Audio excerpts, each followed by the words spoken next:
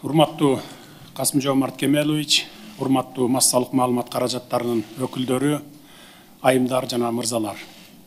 Бүгүн мен Боордош Казакстан Республикасынын президенти урматтуу Касым-Жомарт Кемелович Токаевди жана казак делегациясынын мүчөлөрүн тосуп алганыма терең кубанычтамын. Биз мамлекеттерибиздин ортосунда дипломатиялык мамилелердин орногондугунун 30 жылдыгына карата өтүп жаткан Касым-Жомарт Кемелович Токаевдин расмий сапарына өзгөчө маани беребиз. Бул биздин мамлекеттерибиздин мамилелеринин жогорку деңгээлинин жана эки өлкөнүн ортосундагы ишенимдүү саясий диалогдун далили. Урматтуу достор, 30 жыл ичинде биздин жакын коңшулук мамилелерибиз жана достугубуз биргелешкен аракеттерибиз менен үзгүлтүксүз бекемделип келе жатты.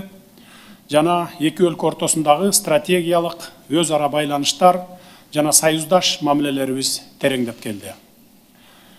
Биз эң жакын коңшу, бир тууган элдерденбиз жана биз мамилелерибизди мындан ары да бекемдеп, кеңейтүүгө даярбыз. Биздин бүгүнкү сүйлөшүүлөрүбүз салттагыдай эле достук, жылуу маанайда, иштиктүү жана конструктивдүү кырдаалда өттү.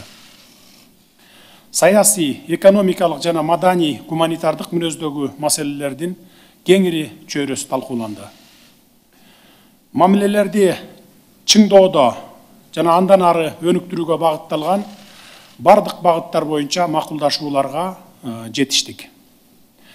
Алардын ичинен эки тараптуу мамилелерди мындан ары тереңдетүү жана стратегиялык өнөктөштүктүн жаңы деңгээлине чыгаруу максатында 2003 жылдын 25 декабрындагы союздук мамилелер жөнүндө келишимди жаңылоого макулдашууну өзгөчө белгилеп кетким келет.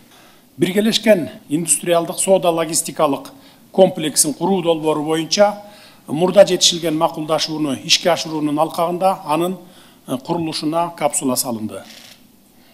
Биз өкмөттөрдүн алдында өз ара сооданын деңгээлин 2 миллиард акш долларына жеткирүү, биринчи аймактар аралык форумду сапаттуу жана мазмундуу даярдап өткөрүү, Кыргыз-Казакстан ишкерлер кеңешинин ишин жандандыруу, биздин чек аралар аркылуу жүктөрдү алып өтүү механизмдерин андан ары өркүндөтүү жана башка маселелер боюнча милдеттерди койдук. Товарларды жана жүктөрдү Казакстан аркылуу өткөрүү маселеси боюнча чек арадагы тыгындарды болтурбоо жана бул маселе боюнча мурда жетишилген макулдашууларды аткаруу үчүн бардык күч аракетибизди жумшоо келишимине келдик. COVID-19 коронавирустук илдетинин жайылышы менен байланышкан дүйнөдө уланып жаткан санитардык эпидемиологиялык кырдаалдын айланасында биз эки өлкөнүн ортосундагы толук кандуу жүргүнчүлөрдү жана жүктөрдү ташуу, анын ичинде жарандардын жүрүш үчүн ыңгайлуу шарттарды түзүү максатында аба, темир жол жана унаа байланыштарды ишке ашыруу боюнча чараларды көрүү маселелерин кеңири талкууладык. Ошондой эле эки тарапты кызыктырган аймактык жана эл аралык темалар боюнча пикир алмашып, көп тараптуу кызматташуу форматында биргелешкен аракеттерди белгиледик. Кыргызстан менен Казакстан позициялардын окшоштугун жана азыркы кездеги геосаясий кырдаалда аймактык жана эл аралык мүнөздөгү жаңы чакырыктарга жана коркунучтарга, анын ичинде терроризмге, экстремизмге, уюшкан кылмыштуулукка жана баңгизаттарды мыйзамсыз жүгүртүүгө каршы күрөшүүдө биргелешкен күч аракеттерди консолидациялоо зарылдыгын дагы бир жолу ырастайбыз. Кыргызстан жана Казакстан эл аралык уюмдар менен иш алып барууда бирдиктүү аракеттерди карманышат. Ал Бириккен Улуттар уюму, көз карандысыз мамлекеттер шериктештиги, жамааттык коопсуздук кызматташтык уюму, Евразия экономикалык биримдиги, Шанхай кызматташтык уюму жана башка эл аралык уюмдар алкагында өз аракеттерибизди бекемдөөгө даярбыз. Урматтуу жалпыга маалымдоо каражаттарынын өкүлдөрү, биз бүгүн жолугушууда жалпы тарыхый, маданий жана өзөгү бир, тили жана салттары бир эки тектеш элдин маданий кызматташтык мамилелерин дагы карадык. Дипломатиялык мамилелердин түзүлгөн мааракелик жылында Казакстандын борборунда жана башка шаарларында Кыргызстандын маданият күндөрү өтөт. Бул эки тарап үчүн маанилүү иш-чараны өткөрүү тарыхый, маданий мурастарды жайылтууга жана гуманитардык байланыштарыбызды өнүктүрүүгө салым кошот деп ишенем. Бүгүн Касым-Жомарт Кемелович экөөбүз казак элинин улуу акыны, агартуучу, эки элдин даңазалуу инсаны Абай Кунанбаевдин эстелигин ачуу аземине катышабыз. Жакын арада Нур-Султан шаарында улуу эпосубуздун баатыр каарманы Манастын эстелигин ачуу пландалууда.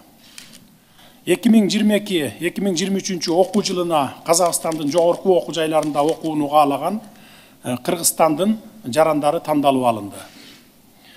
Тизмеге казак тарап бөлгөн 50 орундук квота боюнча өтүштү. Бул Касым-Жомарт Кемеловичтин жеке демилгеси болгон. Бул чечимге ыраазычылыгыбызды билдирип кетемин. Жакынкы мүнөттөрдө Бишкекте Аль-Фараби атындагы Казак улуттук университетинин филиалын ачабыз. Казакстан мамлекеттик университетинин Бишкектеги филиалы эки өлкө үчүн керектүү жогорку квалификациялуу адистерди чыгара турган кадрларды даярдоо чогуна айланат деп терең ишенемин. Биздин мамлекеттерибиздин аймагында улуттук маданиятты, каада салт жана үрп адаттарды сактоо жана өнүктүрүү үчүн мындан ары да шарттарды түзүү зарыл деп эсептеймин. Сөзүмдүн аягында өз ара аракеттенүүлөрдүн түрдүү чөйрөлөрүндө эки тараптуу мамилелерди мындан ары тереңдетүүнүн так багыттары камтылган, биргелешкен билдирүүлөрүбүздө чагылдырылган сүйлөшүүлөрдүн жыйынтыгы менен кыргыз тарабы канааттангандыгын баса белгилейм.